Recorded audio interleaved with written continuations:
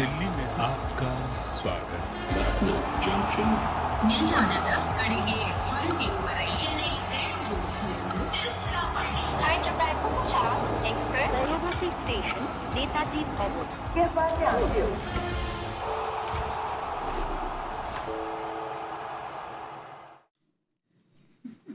Hello and welcome to Voltas presents Cricbuzz Live. It's going to be a blockbuster game today because MI take on GT. These two teams have been playing top cricket. They're both pressing that escalator, elevator button and wanting to go up top. Let's see who gets there and reaches that penthouse that they want to build on that points table. Talking about that penthouse at the top, I've got two gentlemen who already have that penthouse. They're living there and are very happy. Adam Gilchrist and Murali Kartik, two gentlemen who've built that penthouse looking down on everyone below them. How's the weather there, Gilly? Are you talking about the guessing game? I'm talking about Yes, the guessing of course. game. I You are thought number two and he's number one. I thought you were talking about Dharamshala. That's where I'm coming Yeah, from. that's true. You You're have been coming up there from looking clean down. air and you're just flying high. That's what you're doing, Kartik. Yeah, absolutely. I didn't realize when you told me just now. Oh, thank you. Gilly was on top. I thought I was 3 or 4. But I thought it'd be kind just to miss out last night to allow you to hold number one position today on your welcome return, mate. Thank welcome you, sir. back. Thank you very much. Down to Thanks. us. Well, welcome return. We know that MI and Gujarat are fighting for those 2 points to go up to that table, and we know what you both are fighting for as well.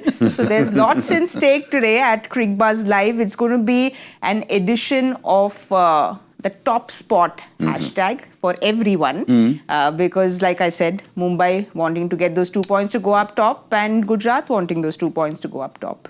Yeah, it may just be a little glimpse towards the finals, isn't it?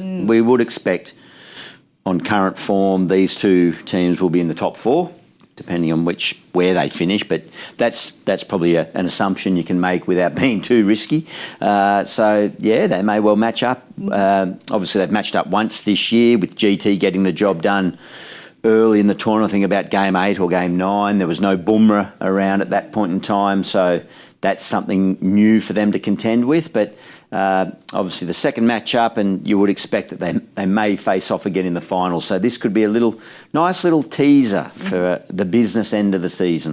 Well, the teaser has started off with Gujarat winning the toss and they will be bowling first today. And that's a good toss to win always, Kartik. But the way MI plays, 6 games that they've won not at home and at home 4 out of 5. Yeah. So they just have been on a roll. They're just climbing those charts like the gold prices in India. No, they've It's been going up. brilliant. Look, when you think of that side, even before the tournament started, nobody would have thought that from the stage they started turning things around. They would be languishing at that point.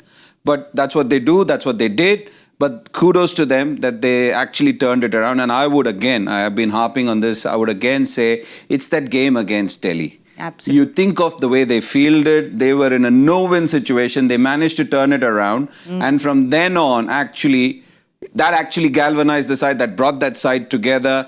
Forget all the murmurs that were happening last year and before that. Just after that, they won at home, if I remember correctly, against Sunrisers Hyderabad. That was their second win. The only win had come against, I think, KKR at home, and after that, it was Sunrisers Hyderabad. They completely annihilated them.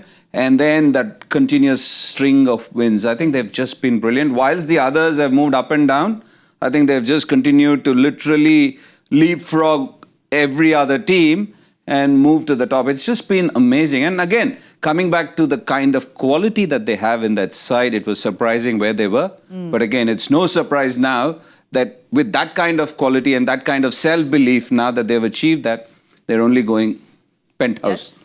Well, that penthouse, like I said, they have a lot of gold stored in that penthouse as well because, Gilly, in India, the gold prices are just shooting up. I think like 10 years ago, it was 28,000 rupees and now it's gone above 1 lakh of rupees. And that's the kind of skyrocketing prices for gold, and that's how MI are playing as well. But who's your money on today? Well, I know he's not playing tonight, but just those gold references. Jofra Archer, have you seen that thing he wears around his neck? But even Mumbai have gold on their Yes. on their clothing. That's right. There you go. So they are gold minted. Who's my preference for tonight by way of result between the two teams? Look, Well, I'm in the city of Mumbai. I better say Mumbai at the moment. But look, I just think that they've just got more bases covered across the whole unit than perhaps any other team in the tournament, really. That graphic of moving up and down the ladder, and to Kartik's point about what they've done, they've just taken control of their own destiny. It was out of their hands for a moment, and there is a point in a tournament where you go, okay, you've got the choice now to start just directing your own movements and destiny, and that's what they've done. And 7 on the hop, you just think that they'll just keep moving ahead and steamrolling ahead. And in front of their home fans. So it's set up. Who knows? T20, anything can happen. But I'm just leaning towards thinking Mumbai will get there. For you, who's the one? I think I would completely echo what Gilly said. I know toss, people might say people normally bowl first. But I actually don't mind the fact that Mumbai can actually bat first, put a target or put a score which can be out of the reach of GT. And also they have the bowling now. They have the bowling. They have got 3 bowlers who have done exceptionally well. Yes. So it'll be a test for GT. The top 3 of GT have not been tested the way they will be tested against these 3 bowlers. And also just the all-round package that MI have in terms of Hardik after that and Karan Sharma to follow up those 3 bowlers. I think it makes for a wonderful viewing. So GT will be tested. So again, I'm leaning towards the all-round, on paper, all-round strength and ability of MI. Well, Gilly Kartik, we've got a question that's come on Cricbuzz Live, Ask CB. This is what Yogesh Tiwari has to ask us. Which team do you think Bengaluru will be rooting for tonight, Gujarat or Mumbai? I think this is a question that a lot of RCB fans want to know. Who would they rather play? Didn't GT snuff their chances? Shubman Gill took him out of the at home, wasn't it, at RCB? It was Shubman Gill's innings which took them out. So it's tough. And MI has also beaten them, so they can't root for either. But just, just the form that MI is in and the form that GT is in, is there someone that Bengaluru will prefer playing? Well, I'll reference the point I just made about controlling your own destiny. I think RCB fans might have their opinion, but the RCB team will be going, look, to win the title, you have to beat the best. To be the best, you got to beat the best. But it's if you talk about a big World Cup semi-final, there are certain teams that fans wouldn't want India playing, and we know who that team is. So for that reason, if RCB has to have this big semi-final clash, who would they not want to play? Look, I would assume most teams wouldn't want to play Mumbai none the least because of the momentum, that word, whether you want it or not, involved in T20 cricket. But they're a freight train at the moment. They really are unstoppable. They can be stopped, but at the moment they're showing signs of being very hard to peg back. But again, that doesn't guarantee anything once you get to the finals. Yes. So that's what I understand the question and this hypothesising around who's going to finish where, but all teams just want to get to that final 4. Yes. The top 2, obviously, that's what makes it so crucial to try and get that second chance. I think GT has not been given enough credit in their nascent IPL, whatever sort of a showing. They won the first year. They should have won the second year, barring those last 3 deliveries. Whoever made a meal of or made a mess into Mohit Sharma's head, everything was going their way. And then the third year was the only year where they didn't, and they were not even close to those early signs. But apart from that, they've been one of the most consistent sides in the last 4 years, GT. Yes, and they've just been doing it so quietly. It's just almost like they're very unassuming. You feel like, they're those dark horses, almost like the New Zealand in world cricket. We know they quietly always reach that top 4, but MI will be batting first. Let's have a look at MI's playing 11, see if they have any changes. Kartik, no changes there. So, no Santner. That was a question on whether Santner should play or not. But horses for courses, you think they decided to stick with Corbin Bosch for the pitch? I suppose so. I think maybe that's the feeling, because I personally am a huge fan of Mitch Santner in whatever format. Just what he brings to the table, what he is as a team man, and also his outstanding all-round skills. He's a brilliant fielder anywhere. You can ask him to bowl at any stage.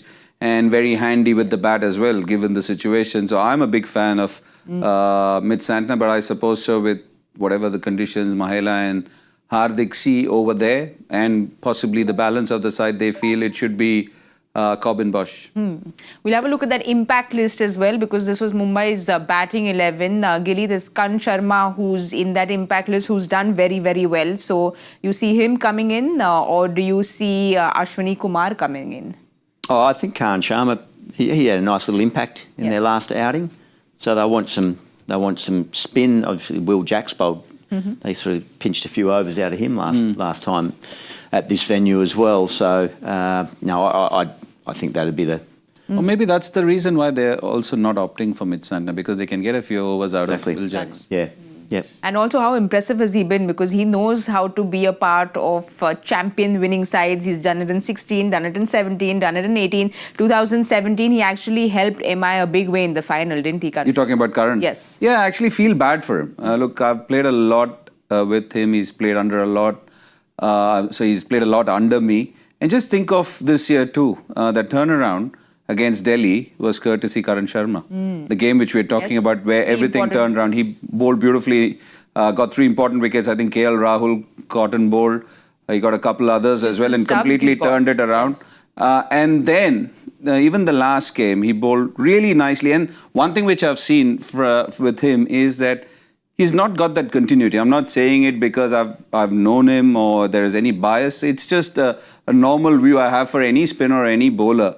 There needs to be some continuity. Certain people get a rope which is millions of miles long, and certain people get a rope which is like literally a tiny strand.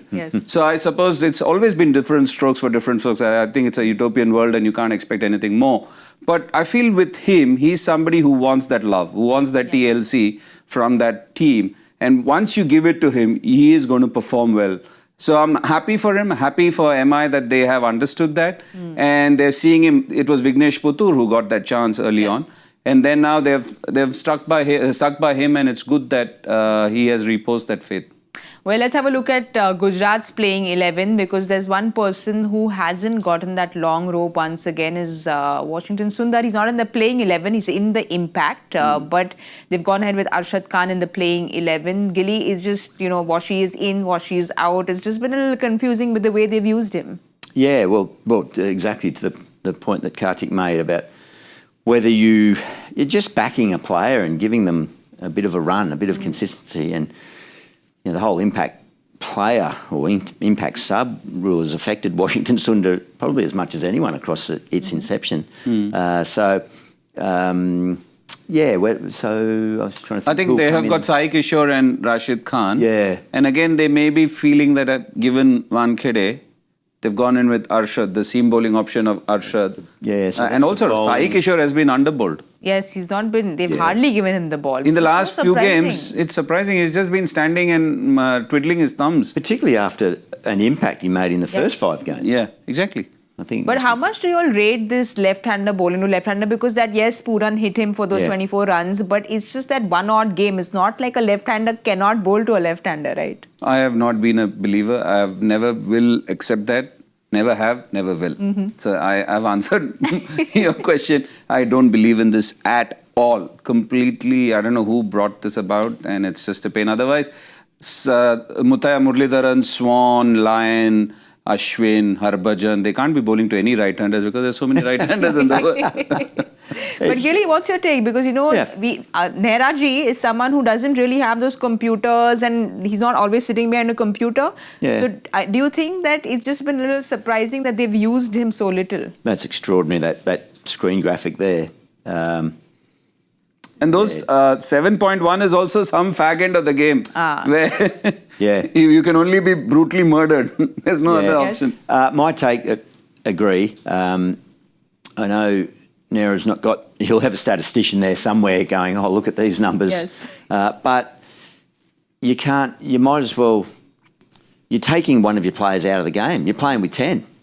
You're conceding that should that player, let's say Nicky Pooran or a left-hander be in, you're just conceding one of your players. It just doesn't make sense. And that's part of the challenge of that's what Kartik, you love the challenge of just bowling against all batters. 100%. And if it's a left-hander that, plays, well, you got to work out a different way or a different manner.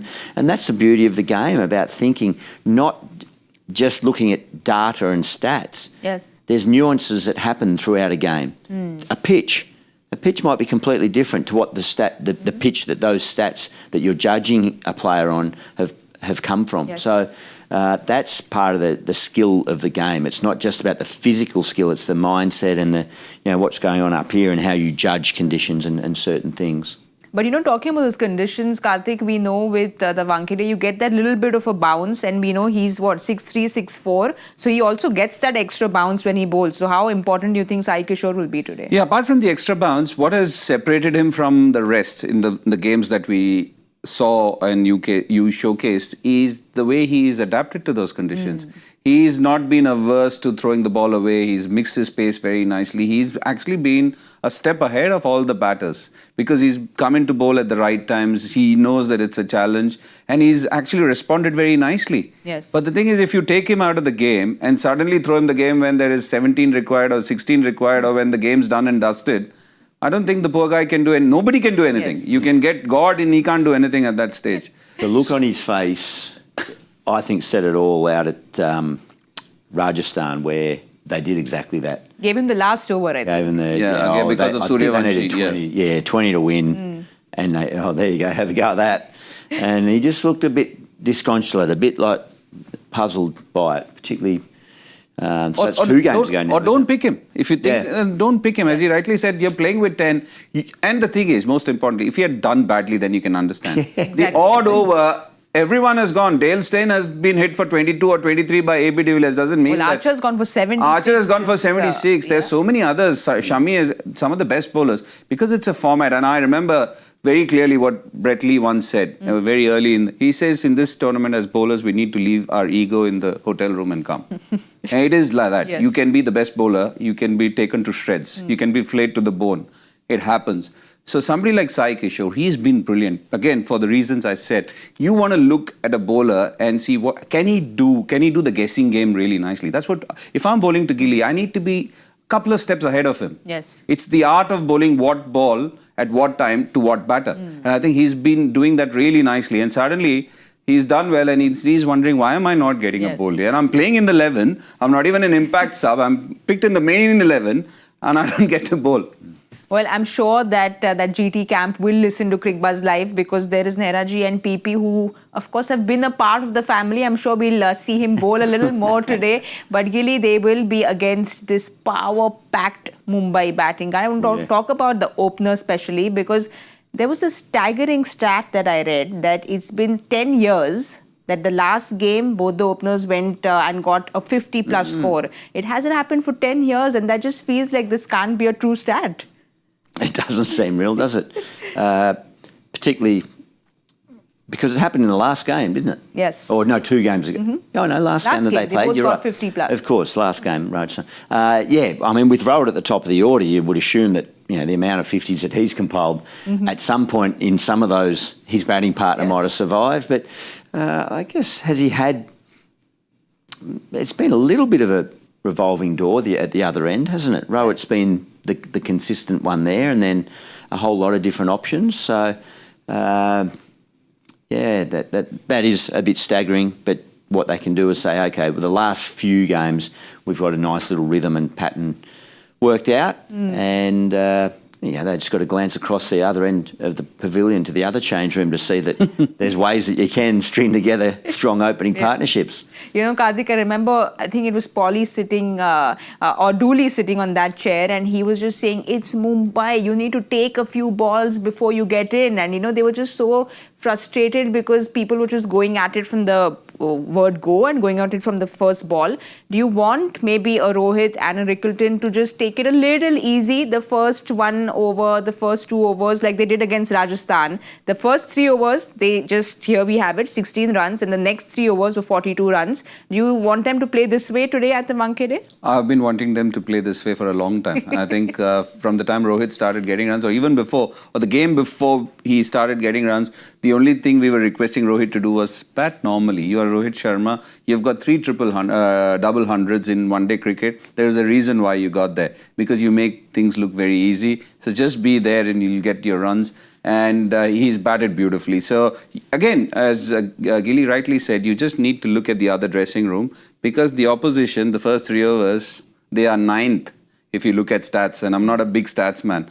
They are 9th out of 10 teams in the first 3 overs in the power play, and after that in the next 3, they jump to number 1. Yes. And that is one of the reasons why they've been extremely successful, that they give themselves time, they suss the wicket out as a pair, and then they go hammer and tongs. So Ryan Rickelton and Rohit Sharma can do the same. That point about the stats is a good one. And we've sat here and say we're more nous and intuition and just sort of trying to work out what's going on, what you're seeing in front of you, rather than rely on the stats. Stats can be used in a positive manner as a reinforcement, I think, more so that you're doing something well. So using the GT reference there about, okay, we might be 9th. Let's look at the stats. Okay, we're low down in that first 3 over, but how's our overall picture looking? Very rosy. Let's keep doing what we're doing. Very pink. Very pink. Yeah, pink. not quite as vibrant as the pink, but yeah. Maybe it's a this nice pink. Yes. Maybe this reaffirmation. pink. Yeah, just a little faded one. I think in between somewhere. Okay. Yeah, so it can reaffirm Yes. things and ideas and perception, but they don't have to hang on them. Those first 3 overs, excellent. And I think it was Rickelton that really got the momentum Yes. going. And then Rohit, again, is very quick to then jump on board. He can identify a moment. And I keep talking about these 50-50 moments in 2020 cricket where one team or the other, or the batter or the bowler, are sort of like a staring competition and someone's going to blink. Yes. And Rohit's very good at not blinking first. He can maintain the stare and then cash in later on. Well, that's what he did against Rajasthan, Yeah. because it was not an innings where he went attacking from the word go. There were no sixes in that knock that he played, and 9 boundaries, and very offside dominated. We know with Rohit Sharma, when he gets that pull shot going, you're going to get like lots of sixes, but it was a different kind of innings. And you don't mind that. And you look at certain players, and I'm thinking of certain players from their Aussie team or from the Sri Lankan team, people like Sangakkara, Jayawardene, they would be slapping you constantly, but you didn't feel the slap. Damien Martin was like that. He was hitting you, he was getting runs, but he was not slapping you hard. You didn't feel it, and suddenly you looked at the score and you're like, oh no, Marto has reached there or Sangha has reached there. So Rohit Sharma is silky smooth. Yes, we see him playing those wonderful pull shots, but the thing is, he goes through gears without one noticing. And that's the hallmark of a true white ball player and how he has done it. So I sometimes wonder, why does he not follow that policy or template in playing for MI? Because yes, there is a new rhythm to him from the time he spoke about it as well. He said, I was getting hundreds, but we were not winning. So it was like, oh, I need to turn something around. But I would rather see him just bat normally, because he can literally go through gears without the opposition knowing. And that's all you want to see. Well, he's silky smooth. We know how silky smooth he is. And someone who's been very silky smooth for Gujarat has been Prasidh Krishna, because he was in rehab and now he's got that purple cap on. So it's been some kind of a comeback to be from rehab, go from rehab to that purple cap, Gilly. That didn't sound right. Well, he didn't miss a couple of years there, didn't he? So that's very exciting for him to come back and have that impact. Great economy rate too, not just the 19 wickets, but just obviously no one's really getting a hold of him. I like this guy. I was impressed with him. Even just didn't quite get it right in the Test match in Australia that last summer, but I think there's enough people around that see enough in him, even in amongst injury troubles and time away from the game. Look, I go back to Pat Cummins when Joy sat here last night talking about he was 17 and 18 when he first came in the Australian side, and then had about 6 years, 5 or 6 years sitting on the sideline with a broken back, basically. But Cricket Australia saw enough in him, and that's the key to talent ID and scouting and player development. So GT have jumped on that, and obviously there's a really nice environment that he's in there too, that he feels comfortable. So I think that's credit to the leadership group to have created that, and there's a doorway open. He's walked straight in there. I think that has to be the key, because when you think of Prasidh Krishna in other environments and how he has fared and what he has done this year, obviously one is feeling good about his body, but also just the way Ashish and co would have handled him. I think that you have to give them a lot of credit because... Also, he knows how to handle injuries very well, Nehraji. So. Exactly. He's seen every physio and I think he knows his body much better than any doctor or physio does, Ashish. So I'm pretty sure knowing Ashish and how he handles spacers, he would have handled him with a lot of empathy, if I can use that word. And understanding. But also, he's gotten, I think, 19 wickets. Of those 19 wickets, 11 have come of short balls. So he said that it's a different kind of way he's bowled this time. Gilly, again, someone he's pretty tall, 6'3", so he gets that extra bounce. So he's going to get that extra bounce today as well at the Wankhede. Yeah, there'll be bounce there. You're walking a fine line if you're going to go into a game at Wankhede against this batting lineup and go, I'm going to go short. But it's the element of surprise, perhaps. Often it's not the short ball. I'll start that again. It might be the short ball that is in the scorebook, but it might not be the one that brought about the wicket. It might be the build-up. It might be a couple of good changes, variations of slower balls, a good Yorker that builds up, and then the short ball comes with that pace and a little bit of bounce, and the eyes light up of the batter because they're been bogged down and they try a bit too hard with it. So maybe it's a little body of work prior to the delivery that is as important as a short ball. Well, I want to understand this as a fan from both of you because I've been at the Wankhede Stadium. I've been shouting my lungs out there ever since I was in college. So I've been one of those fans who's very noisy. But as a player, how much does that help you, Kartik? Do you feed off it or do you just feel like, oh, this is a lot of pressure coming into a big game and you need to get these big 2 points? I suppose it's individualistic for every player. For me, when I went into a game, it actually was a blur. But I suppose there are also times like... Blur as in you cut it off? You don't have any sound? I can't see faces. I can't see an individual face. But there have also been a couple of games where things weren't going well for me, then you see each and every face. Interesting. So then each and every noise or each and every voice irritates you or perks you up or bogs you down. So I think I've had only a couple of games like that in my life where you're troubled by every small thing. Otherwise, I would say it's a blur. Everything is fuzzy and there is a massive decibel level and drone, but I actually haven't felt it. So I don't know what Gilly feels. Obviously for him, everything would be a blur. I think forgive me if I've recounted this story before in this forum, but I remember playing a one-day final at Eden Gardens against India. It might have been 2004, a one-day tournament, and packed crowd up there. And I remember thinking, oh, this is going to be... I faced the first ball of the match. And either Zahir, it might have been Ajit, running in. And he bowled the ball and I got a single and I got up the other end and Rudy Kutsen said to me, oh, how loud was that roar? And I couldn't remember.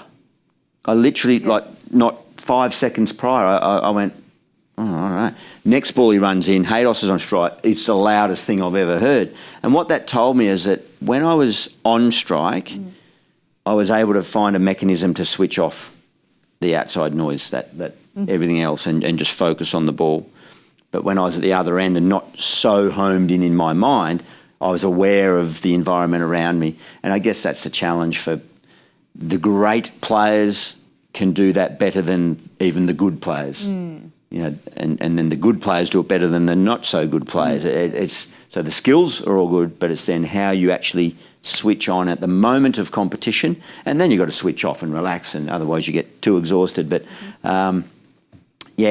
the home advantage for Mumbai, pressure on them. Yes. Well, we saw that last year, didn't we? To the point where in troubled times, the home fans almost turned on them a little bit. Yes. But they've righted the wrongs and it's all positive at the moment.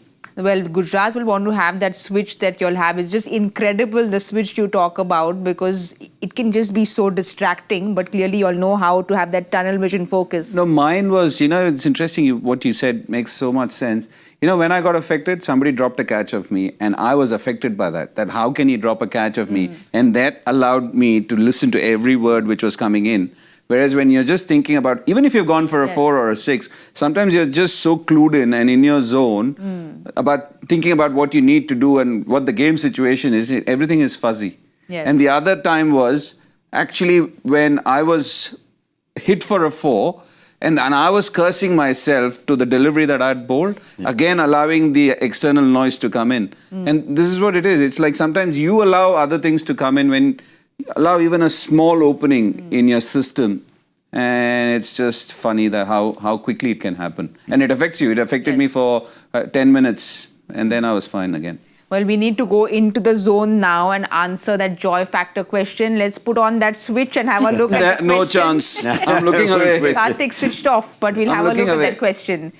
Which statistic connects Sachin Tendulkar, Rahul Dravid? Come on, you can't look away. And Murali Kartik with the likes of Karan Sharma, Sai Sudarshan and Prithvi Shaw. No idea. You're asking a wrong This person. I is don't not- know stats. I mean, you should at least know this when you are in the question, Kartik. Come on, give it one attempt. Give us a hint. No, Scooby. All right. Well, I know that they've already gotten out and have bowled that first ball. So we should quickly do our predictions. Would you want the man on the leaderboard to go first, or do you want to go first? Do we know what happened to that first ball? Yes, because was it last night? It was a wicket. Just 2 runs. I would go 227. Ooh. Wow. 1 second. Siraj gets his first. You might want to rethink. What happened? Siraj gets his first. Who was it? Rickleton's out. Hilton. Okay, I'm going still 2-1. 5 runs. 6 I'll runs. go 217. 2-1, 217. I wanted to go somewhere there. I'll go 214. Okay, I'll go 212. 212. Okay. So 212, 217, 221. That's what we've got. We'll find out and see how exciting this game is going to be. And we will give you all the updates at the 10 over point. Thank you so much for watching Voltas Presents Cricbuzz Live.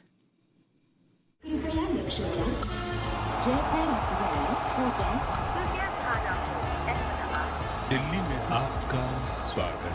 Lucknow Junction, ನಿಲ್ದಾಣದ ಕಡೆಗೆ ಹೊರಟಿರುವರೆ Hi Japan Express, Nayagasi Station, Netaji Bhavan. Hereby announced.